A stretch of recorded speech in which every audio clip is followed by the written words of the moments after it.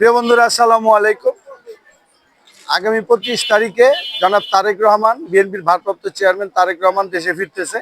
এই নিয়ে আমরা সাধারণ মানুষের মনের যে উক্তি সেটা আমরা একটু জানতে চাই।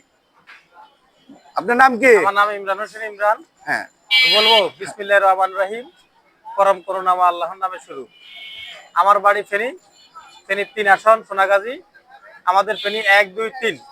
1-এ বেগম খালেদা জিয়া, 2-এ বর্তমান জনাল আবদিন ডিপি, 3-এ আব্দুল আওয়াল মিন্টু সাহেবকে নমিশন দেওয়া হয়েছে। আজকে দীর্ঘ 19 বছর তারেক রহমান দেশে আসে না। উনি ওই দিন লাইভে বলছেন দেশে আসবে, এই 25 তারিখে দেশে আসবে বলছে। আসলে আমাদের ফেনীর মানুষ অনেকটা আগ্রহী ওনার দেশে আসা নিয়ে। উনি দেশের সন্তান, দেশে আসুক, উনি দেশে এসে মানুষের সেবা করুক, এ ধরনের মানুষ চায়। আমরাও চাই উনি দেশে আসুক, দেশে এসে মানুষের সেবা করুক, মানুষ তাকে ভালো কাছে পাবে, উৎসাহী হবে। এই আশা আমরা আশায় আছি যে কবে উনি দেশে আসবেন। আল্লাহর রহমতে উনি দেশে আসলে মানুষের সেবা করবেন। আশা করি 1, 2, 3 ফেনী, এই 3ও আসন বিএনপি পাবে। হ্যাঁ, আর আমাদের দেশের মানুষ ওনার আশায় আছে, অপেক্ষায় আছে যে উনি কখন আসবেন দেশে। উনি বলছেন ওদের লাইফে যে উনি দেশে ফিরবেন ইনশাল্লাহ। দেশের ছেলে দেশে আসলে ভালো।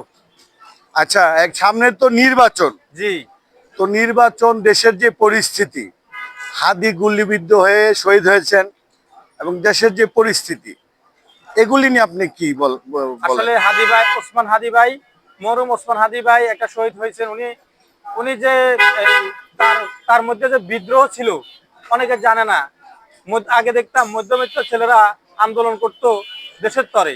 এই হাদি ভাই যে তার প্রতিবাদ ছিল, অনেকে তাকে তখন জীবিত থাকাকালীন এলাও করে নাই।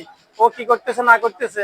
মৃত্যুর পরে ওনার যত জনপ্রিয়তা এত ভালো ছিল, এই যে হাদি ভাইকে কেন্দ্র করে নির্বাচনে বিশৃঙ্খলা সৃষ্টি হয়েছে। আজকে হাদি ভাইকে মারছে যারা চক্রান্ত করে। আগামী দিনে হয়তো আমাদেরকে আপনাদেরকে মেরে ফেলবে এদেশে আমরা যদি খুনিদের বিচার না পাই। আর হাদি ভাইকে যারা মারছে, এটা নির্বাচনকে বানচাল করার জন্য এই কাণ্ডগুলা করছে। আজকে আজকে আপনি দেখেন, হাদির মতো লোক হয় না।